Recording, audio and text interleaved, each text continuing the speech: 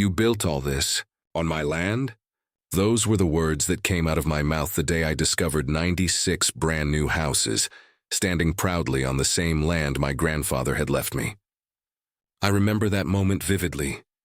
The bright Texas sun glaring down on rows of shiny roofs, the hum of construction trucks in the distance, and that sinking feeling in my stomach as I realized something was horribly wrong. My name is Daniel Brooks, and this is the story of how an entire homeowners association built a multi-million-dollar neighborhood right on top of my inheritance, without ever realizing who the true owner was.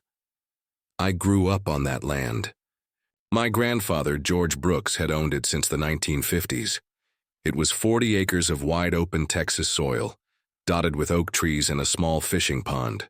Every summer when I was a kid, he'd take me out there to camp, roast marshmallows, and talk about life. "Danny," he used to say, "land is the only thing that never disappears. You hold on to it no matter what." I didn't fully understand it then, but I never forgot those words. When he passed away, the land became mine. I didn't do much with it, just paid the small property taxes every year and kept the title locked safely in my desk drawer. I had a full-time job as a civil engineer, a wife, 2 kids, and a busy life in Austin. The land was only a short drive away, but for years I had no reason to visit. It was quiet, untouched, and mine. Then one random Tuesday afternoon I got a flyer in the mail. It was glossy, full of smiling faces and promises of luxury suburban living. The community was called Whispering Pines Estates. The flyer advertised family-friendly homes starting at $450,000 and exclusive HOA benefits. But what caught my eye wasn't the sales pitch, it was the photo. Right in the center of the image was a huge oak tree, the same one my grandfather had carved our initials into decades ago. I knew that tree like I knew my own reflection. I froze. My heart began to race. I turned the flyer over and looked at the address listed for the community. My hands went cold. It was my land. I thought maybe there had been a mistake. Maybe they just used a stock photo, or maybe my memory was wrong. But deep down I knew it wasn't. I grabbed my car keys and drove straight there. As I got closer, my jaw dropped. The dirt roads I remembered were paved now, lined with fresh sidewalks. There were construction workers everywhere. Heavy equipment digging foundations and a big, cheerful billboard that read, "Welcome to Whispering Pines Estates, a community you'll love to call home." I parked my truck near the edge and stepped out, completely stunned. Where my grandfather's fields used to stretch for acres, there were now houses, dozens of them, each painted in warm tones with tidy lawns and identical mailboxes. It looked like they had been building for months, maybe even a year. I walked past a construction worker and asked, "Excuse me, who owns this property?" He looked up from his clipboard and shrugged. "The HOA does. Whispering Pines Development. You one of the buyers?" "No," I said slowly. "I'm the owner of this land," he frowned. "Oh, you might want to talk to the folks in the office. They're over by the sales trailer." I got back into my truck and drove over. The trailer was sleek, new, and air-conditioned, with banners of happy families waving in front of houses that, apparently, sat on my property. Inside, a young woman at the reception desk greeted me with a smile. "Welcome to Whispering Pines. Looking to buy a home?" "Actually," I said, trying to stay calm, "I think there's been a misunderstanding. This community is built on my land." The smile vanished from her face. She blinked at me. "I'm sorry, what?" "I own this property," I repeated, pulling out the deed I had brought from home, a certified copy with my name and the parcel number clearly listed. This land was passed down to me from my grandfather.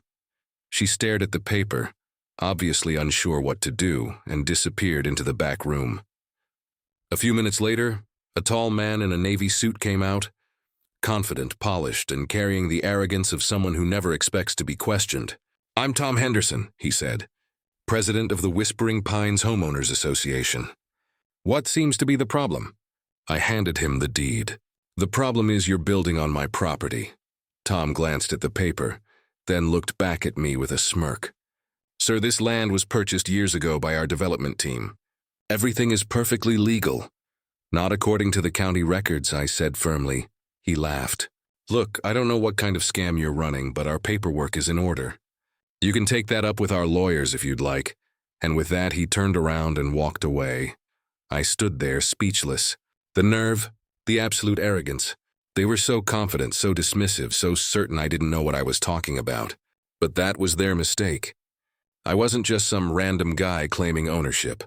I was a licensed civil engineer who understood property surveys and legal boundaries better than most people in that office. And as I watched Tom walk away, one thought burned in my mind. You just messed with the wrong person. I left the HOA office that day with a calm I didn't feel. Because while they thought they'd brushed me off, I knew something they didn't. I had the truth, the documents, and the law on my side. And I wasn't going to just fight back. I was going to wait, watch, and make sure when I made my move, they'd never see it coming. I drove home that day fuming, gripping the steering wheel so hard my knuckles turned white. I couldn't believe the nerve of that man, laughing in my face as if I was some desperate scam artist trying to make a quick buck. I had the deed, the proof, and even the history of my family tied to that land. But to them, I was just another obstacle standing in the way of their million-dollar development. That night, I spread out every paper I had on the kitchen table. My grandfather's will, the original land deed from 1963, and the property tax receipts I'd been paying for years. My wife Karen walked in and saw the mess. "What's going on?" she asked. I told her everything. The flyer, the houses, the arrogant HOA president who laughed at me. She stared at me in disbelief. "They built homes on your land? Without even checking who owned it?" "Apparently," I said, rubbing my temples. "And they think they can get away with it." Karen shook her head. "That can't be legal, Daniel. You need to fight this." "I will," I told her. "But I need to be smart about it." The next morning, I went straight to the county recorder's office. The clerk, a middle-aged man who'd worked there for years, pulled up the property records on his computer. After a few clicks, his eyebrows shot up. "Well, I'll be," he muttered. "According to our system, this land is still registered under your name. The developer filed a boundary plat last year, but it looks like the surveyor got the coordinates wrong. They're off by nearly half a mile." "Half a mile!" repeated, my voice rising. "Yep. Whoever did this didn't double-check the lot lines. That entire development looks like it's sitting squarely on your property." He looked at me with a mix of pity and disbelief. "You've got yourself one heck of a mess here." A mess, that was one way to put it. 96 homes, a clubhouse, a community center, all of it illegally sitting on land that still legally belonged to me. I thanked the clerk, made copies of every document he could give me, and drove straight to my friend Mark's office. Mark was an old college buddy and one of the best real estate lawyers in Texas. When I laid the stack of papers on his desk, he looked intrigued. "Okay, walk me through this," he said. I explained everything from the flyer to the confrontation at the HOA office. He took his time reading the documents, flipping through pages with a serious expression. Then he leaned back in his chair, crossed his arms, and let out a slow whistle. "Daniel, this is bad. For them," he said. "They've built an entire neighborhood on the wrong parcel. That's not just a mistake. That's a multi-million-dollar disaster. So what can I do?" I asked. He grinned. "First thing, don't do anything yet. Don't go waving this around. Let them keep building. The more they build, the worse their liability gets. Once they start selling houses, you'll have them cornered. You want me to just let them keep going?" "Exactly," he said. "We'll document everything. Every construction permit, every lot sold, every boundary plat. We'll take photos, we'll gather tax records, and we'll keep a paper trail. When the time comes, you'll walk into court not with an accusation, but with proof so solid they won't be able to breathe."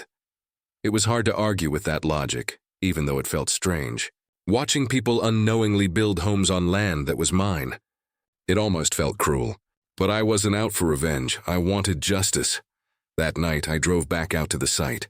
The sun was setting behind the rows of half-built homes, the golden light glinting off the roofs. I parked far enough away that no one noticed me and just watched. Workers hammered away, trucks came and went, and I could hear music playing faintly from someone's radio. It was surreal. Every nail they drove, every foundation they poured was on land my grandfather once tilled with his own hands. And now, it was being claimed by people who had the audacity to laugh in my face. I pulled out my phone and started taking photos. Every street, every structure, every boundary marker I could see. I even recorded videos, describing what I saw and where it was, just in case I needed it later. Over the next few weeks, I made a routine of it. On weekends, I'd drive by and document progress. I'd stop by the county office occasionally to collect updated permits and plats. And slowly, I began to see how big their mistake really was. The HOA wasn't just careless. They were overconfident. They had built roads, installed power lines, and started selling houses, all without ever realizing their entire project was sitting on someone else's property. My property. Months went by. The development grew, and so did my folder of evidence. Photos, deeds, maps, I had everything. I was patient, calm, and careful, because I knew that when the time came, they wouldn't be able to laugh me off again. One evening, Karen asked me if I ever felt guilty, letting them build like that. I looked at her and said maybe a little. But I tried to tell them. They chose not to listen. Sometimes people have to build their own downfall before they realize how wrong they were. And deep down, I knew it was only a matter of time before the moment came. The moment when I'd finally show them the truth. And everything they'd built would come crashing down in court.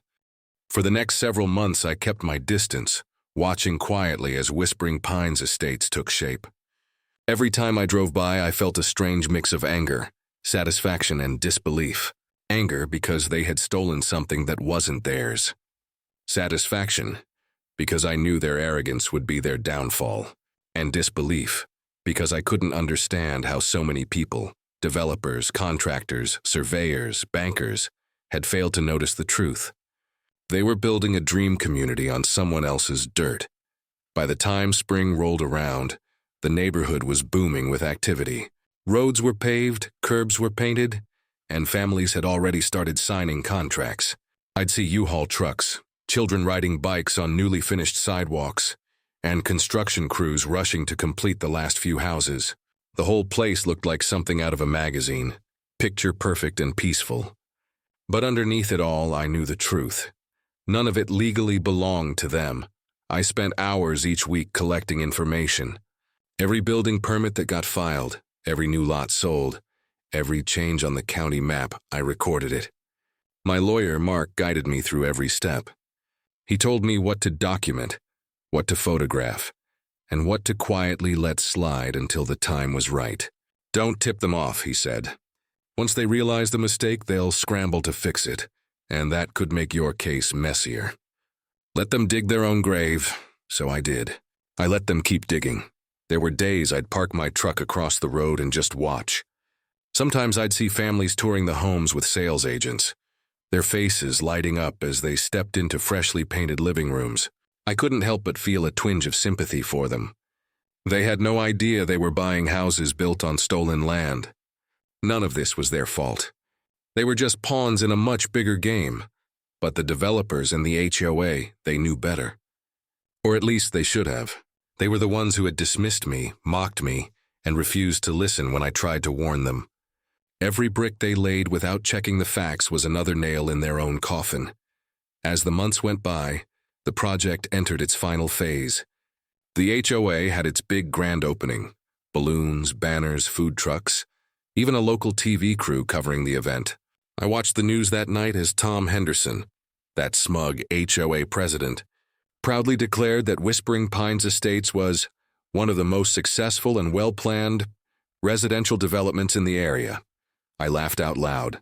Well-planned? The irony was painful. That night, I sat at my desk and opened the thick binder I'd put together. Inside were months of work, copies of the original deed, land surveys, county records, construction permits, drone photos, time-stamped images of every street, every foundation, every fence. It was all neatly organized and ready. When the time came, I wouldn't just make a claim. I'd drop an entire mountain of evidence on their heads. Still, there was one thing I hadn't decided yet, when exactly to strike. Mark kept telling me, patience is key, Daniel. The more they build, the more they owe you. But patience isn't easy when you know people are trespassing on your land every single day. I wanted to act, but I also knew Mark was right. Then, one evening, as I drove past the nearly finished clubhouse, I saw a sold-out banner hanging across the entrance. That was it. 96 homes completely sold. Roads done, landscaping finished, mailboxes installed. Whispering Pines was officially complete. I parked nearby and walked through the neighborhood, pretending to be a curious visitor. The air smelled like fresh paint and new grass. I could hear kids laughing in a backyard, a dog barking, and someone grilling dinner. For a moment it almost felt like any other peaceful suburb, until I looked down at the dirt beneath my shoes and remembered whose it really was. I took one last photo of the community sign before leaving. The next morning I called Mark. "It's time," I said. He didn't even hesitate. "Good. Let's file." Within days, Mark had everything prepared: the lawsuit, the evidence binder, the county certifications. When I signed the legal papers, it felt like years of quiet anger finally found a voice. But even as we filed, I couldn't help but reflect on how it had all unfolded. The HOA had been so focused on profits and prestige that they never bothered to double-check the foundation they were standing on. Literally. They thought they owned the world, but they couldn't even read a map correctly. As the legal wheels began to turn, I stopped by the land one last time before the storm hit. I parked by the big oak tree, the one that had been in my family for generations. The same tree that had been in that flyer. The same one my grandfather had carved his initials into. I stood there for a long time, watching the neighborhood lights flicker on one by one as the sun set. It was peaceful, almost poetic. They had built their homes, their fences, their playgrounds, all on land that would soon remind them who it truly belonged to. That night, I whispered softly under that oak tree, "Grandpa, I kept your word. I didn't sell it. I just let them pay for it first. When I got back into my truck, I wasn't angry anymore. I was calm, steady, and ready, because now everything was in place. The next time Tom Henderson saw me, it wouldn't be in his shiny HOA office. It would be in a courtroom, where arrogance and laughter couldn't hide behind paper-thin lies." The day we walked into court felt like the air itself was heavier. Months of preparation had led to this. Every document, every photo, every signature stacked neatly in my lawyer's hands. I remember standing outside the courthouse, watching the HOA representatives gather in their expensive suits, still laughing and chatting like it was just another formality. They had no idea what was coming. When the clerk called our case, we stepped inside. The courtroom was full. Reporters, lawyers, and even a few of the new homeowners who had heard rumors that something big was about to unfold. I could feel their eyes on me as I took my seat behind my attorney, Mark. He whispered, "Stay calm. Let them dig their own hole." The opposing counsel, a sharp-looking man named Peterson, stood up first. "Your Honor," he began confidently, "this case is nothing but an attempt to exploit a clerical mistake. My clients, Whispering Pines HOA, have developed a thriving community that has benefited the county. This man, Mr. Brooks, is simply trying to profit from a minor surveying error." The judge, a stern woman with silver hair and a calm but commanding presence, looked at me over her glasses. "Mr. Brooks, you're claiming full ownership of the land upon which Whispering Pines Estates was built?" "Yes, Your Honor," I said clearly. "I have owned that land since my grandfather passed away. The development was built on it without my permission." Peterson scoffed audibly. "Your Honor, that's preposterous. We have deeds, purchase records, and contracts to prove ownership." Mark rose smoothly from his chair. "If that's true," he said, "then you won't mind if we examine those deeds." The judge nodded, motioning for him to proceed. Mark walked to the projector and placed our first document, my grandfather's original land deed, dated and notarized, onto the screen. "Your Honor, this is the certified deed of ownership for parcel 412B, dated 1963, transferred legally to my client, Mr. Daniel Brooks. Now this," he flipped to the next page, "is the deed the HOA claims to own, parcel 411A. If you compare the county's coordinates, you'll see they overlap. The developer's land stops half a mile before Whispering Pines begins. Everything beyond that belongs to my client." There was a low murmur across the room. The judge leaned forward, squinting at the documents. "Mr. Peterson, do you have a response?" Peterson hesitated. "There may have been an error in the survey," he admitted. but that doesn't mean my clients acted with intent. Mark didn't miss a beat. Intent or not, your clients built 96 homes, a clubhouse, a pool, and 2 playgrounds on land they never purchased. My client notified them before construction was complete, and they dismissed him. That's not an accident. That's negligence. Tom Henderson, the HOA president, shifted uncomfortably in his seat. He looked smaller than I remembered, less smug, more nervous. The judge noticed him and said, "Mr. Henderson, you were informed of this issue?" Tom cleared his throat. "Your Honor, yes, but at the time we believed Mr. Brooks was mistaken. His documentation appeared." "Unofficial," Mark turned to the judge. "Your Honor, here's the certified verification from the county recorder's office, proving Mr. Brooks's deed is valid and the development was built on his land. And here," he pulled another document, "are the dated emails and letters my client sent to the HOA, all ignored." The judge's expression hardened. "Mr. Henderson, it seems you were warned. Yet you continued development?" Tom stammered. "We had deadlines, contracts." "Deadlines don't override ownership," the judge cut him off. The entire room went silent. Then came the moment I'd been waiting for. Mark handed me a folder. "Your Honor," I said, standing, "if I may show the court one more thing." I walked up to the stand and laid out a large printed map, a satellite image showing the original property lines overlaid with the Whispering Pines blueprint. It was undeniable. Every single home, every lot, every park, all inside my boundary. The judge looked at the image, then looked at me. "Mr. Brooks, are you saying everything inside this red line is your land?" "Yes, ma'am," I replied. Every inch. The silence that followed was heavy enough to choke on. You could see it hitting them all at once. The developers, the HOA board, even the homeowners in the back. 96 families living on land that didn't belong to them. Peterson tried one last desperate move. "Your Honor, if the court rules in favor of Mr. Brooks, dozens of innocent families will be displaced. Surely there must be a compromise." Mark stood again.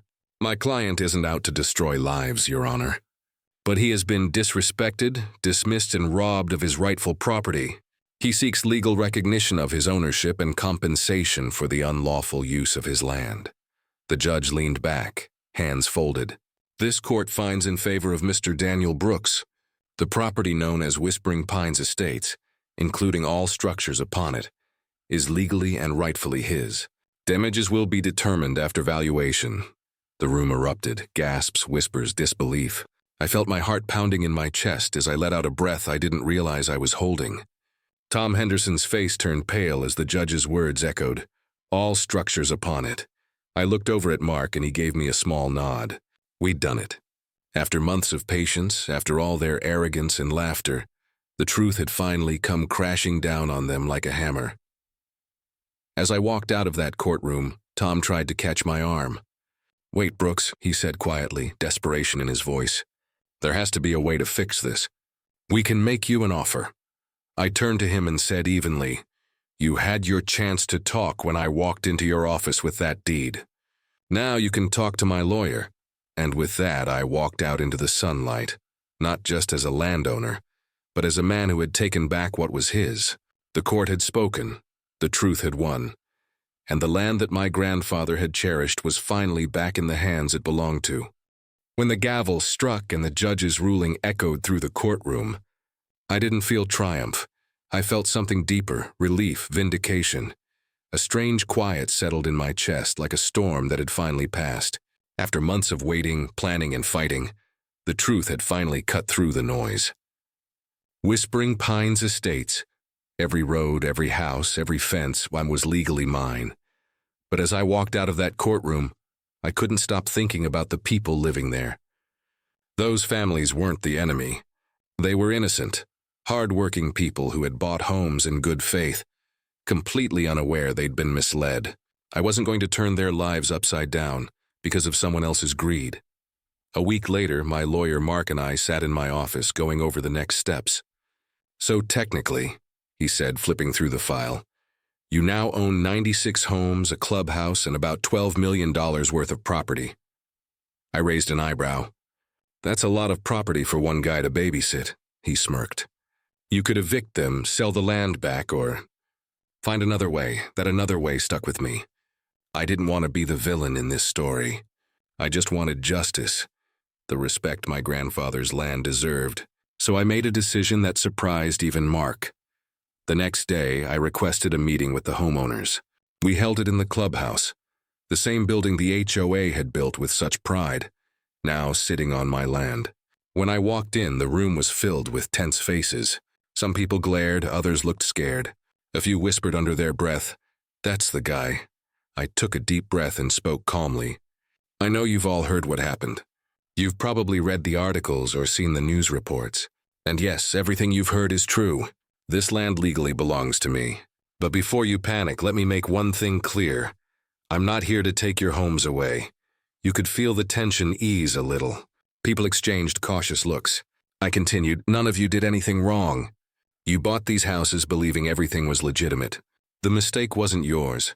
It was the HOAs and the developers who ignored the truth. I explained that I would honor everyone's home ownership, but under new agreements. I offered to sell each homeowner their land at a fair discounted rate, far below market value.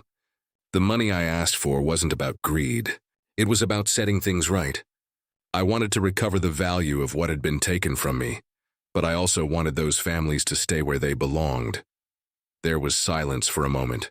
Then a woman in the front row, a single mom with 2 kids, stood up and said softly, "You'd really let us stay?" I nodded. "Yes, I'm not here to take homes. I'm here to take back respect." That broke the ice. Within a few weeks, one by one, families came forward to sign the new agreements. I kept my promise. The prices were fair and the process was honest. By the end of 6 months, I had legally sold every lot, restoring peace to the community, while earning enough to more than triple the land's original value. As for the HOA, the fallout was swift and brutal. The developer went bankrupt trying to pay off lawsuits from angry homeowners. The HOA board dissolved, and Tom Henderson, the man who once smirked and called my deed fake, lost everything. I heard he left town not long after the judgment. Meanwhile, the media had a field day. Local papers ran headlines like, "Man wins back land after HOA builds 96 homes on it," and "Engineer outsmarts developers in shocking property case." For a while, my phone didn't stop ringing. Journalists, legal experts, even talk shows wanted interviews. But I turned them all down. I wasn't interested in fame. What mattered to me was the land. So after everything settled, I did one last thing. I kept one small piece of the property, the center park, right where my grandfather's oak tree stood. I didn't sell it, lease it, or build on it. I fenced it, cleaned it up, and placed a small plaque at the base of that oak. It reads, "For George Brooks, who taught his grandson that land is worth more than money." Now, every Saturday morning, I drive out there with a cup of coffee. I sit under that oak tree and watch the families play in the park, the same land that nearly got stolen, now filled with laughter and life. Sometimes the kids run past me chasing each other, and one of their parents waves hello without realizing who I am. And that's fine with me, because I didn't need recognition. I didn't need applause. I just needed to know that the legacy my grandfather left me was still alive, not just in the soil, but in the lesson it carried. Never let arrogance steal what's rightfully yours, and never trade justice for revenge. That's how I turned the biggest mistake in Whispering Pines' history into a victory, not by tearing anyone down, but by standing my ground, literally. And now, every time the wind rustles through that old oak tree, it feels like my grandfather's whispering again, proud and steady. "Told you, Danny, never sell it. Just make sure they remember who it belongs to."